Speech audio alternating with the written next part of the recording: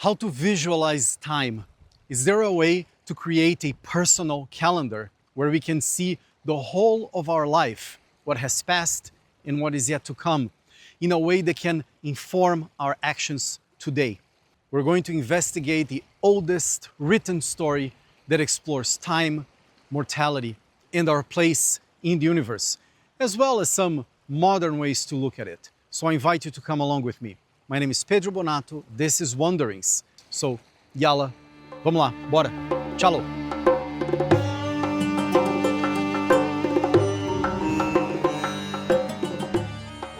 You know, this week, my parents are celebrating the 50th anniversary of their first date.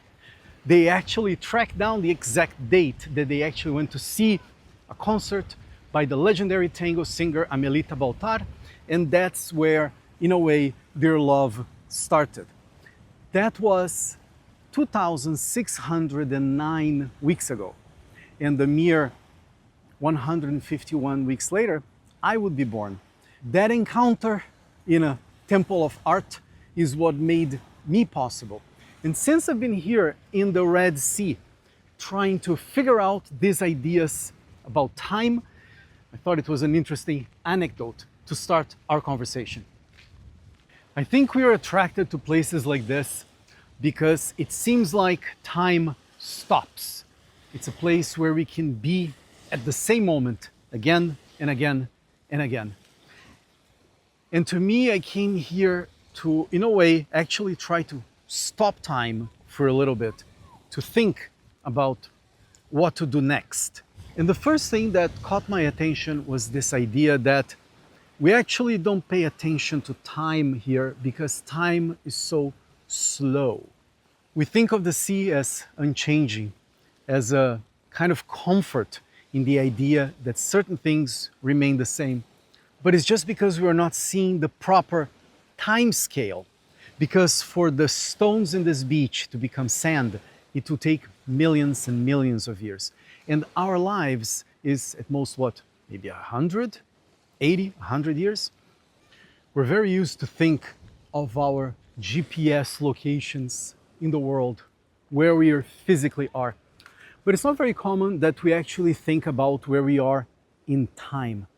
Not only historically, which year it is or which anniversary we're celebrating, but where we are in comparison to how other cultures actually think of time. For example, today is April 28th, 2026 in the Gregorian calendar.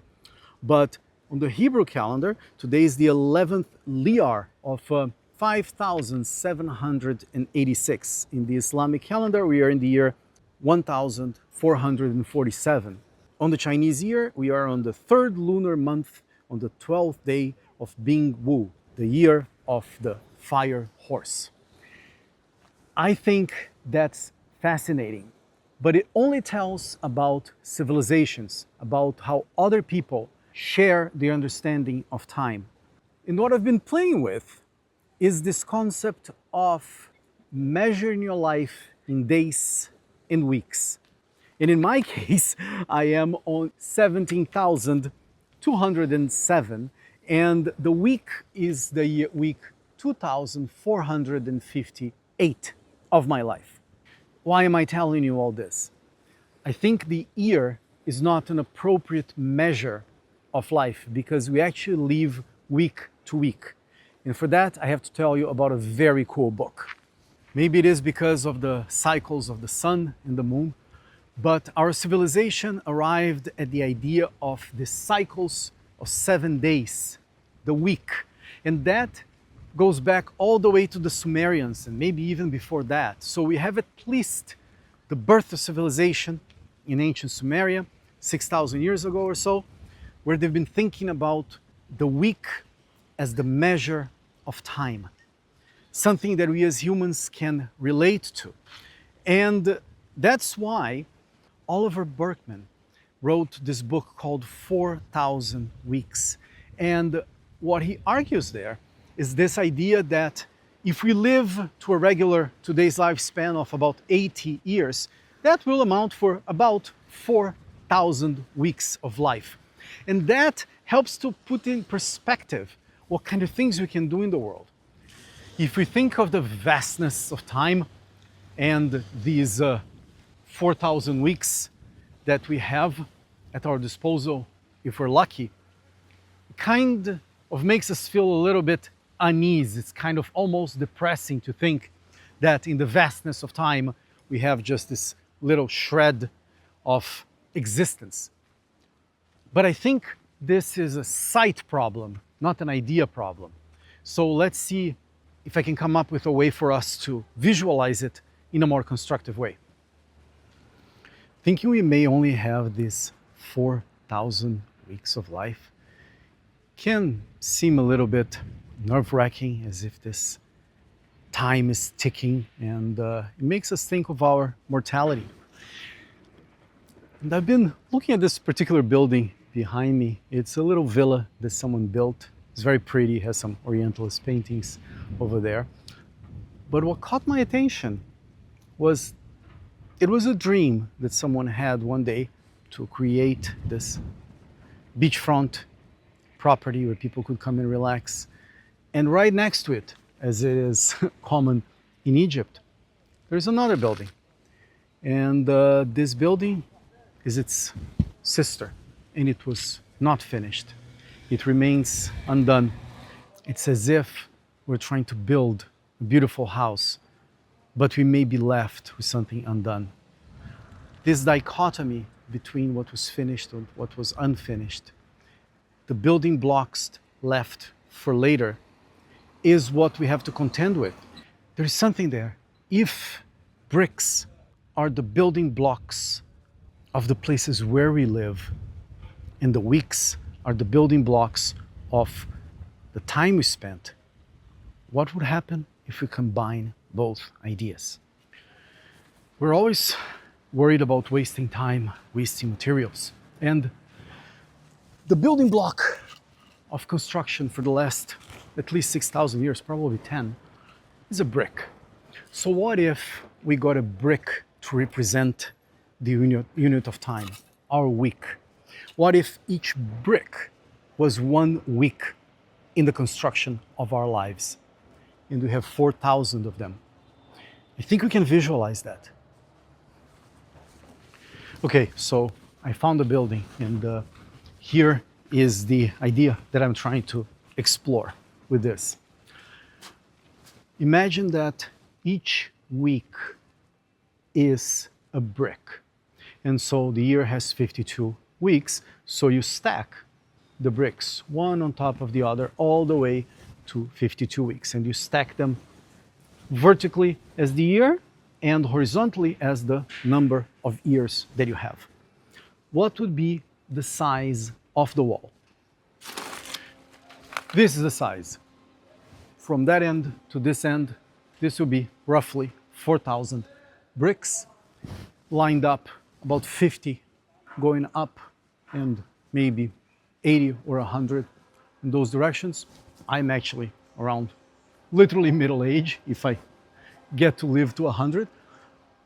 But this is not really about bricks. To me, it was kind of weird to see how small it looks. So throughout your life, you're going to be able to build with your time this.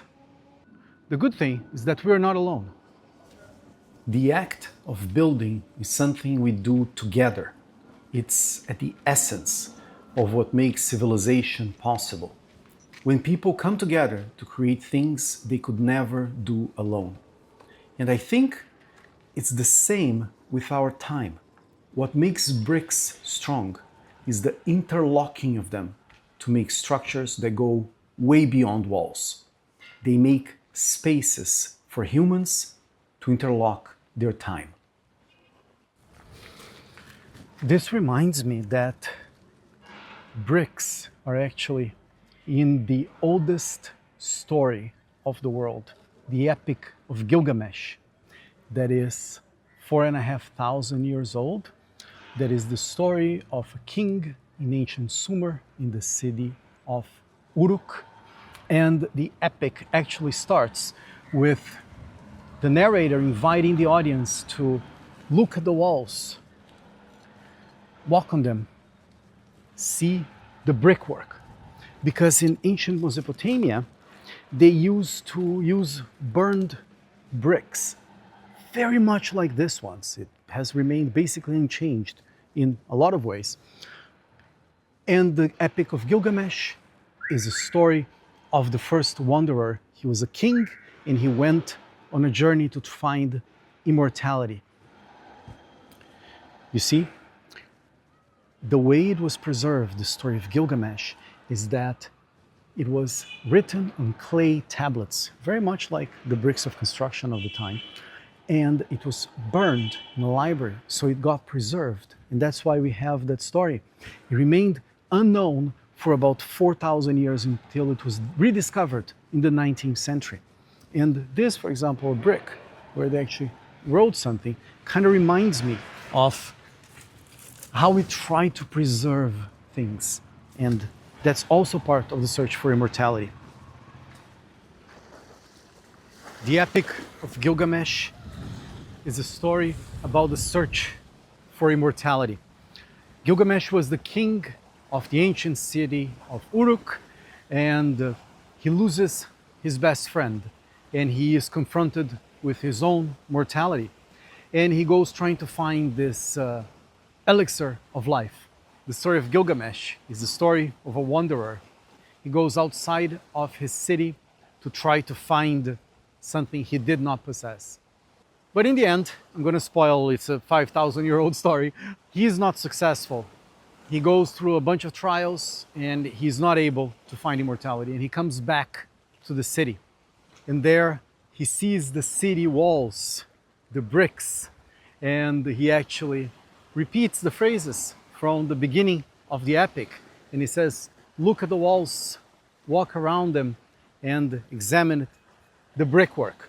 And that's when he discovers that his immortality will be found by the service of other people. His story remained unknown for thousands and thousands of years, and now it's rediscovered. And what I find fascinating is this idea of bricks, of getting them from the mud, getting them from the works of nature to create something with fire that basically has been unchanged for the last 6,000 years, maybe more.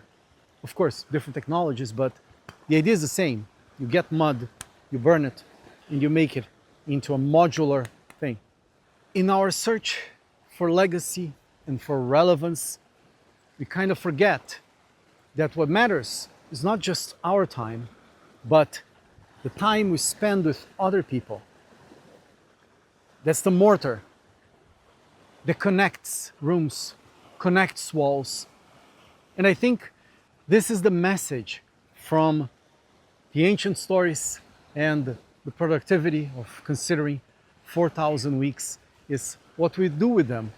But not only what we do with them, but what we do together with other people.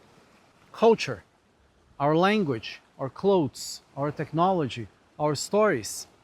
They're all bricks that have been laid way before us. And I think our job is not to make sure that our bricks exist forever, but that they serve as materials for the next generation, even if they don't know us. Our time is almost at an end. I want to thank you for spending a little bit of your bricks interlocking with mine. I hope this was inspiring and useful.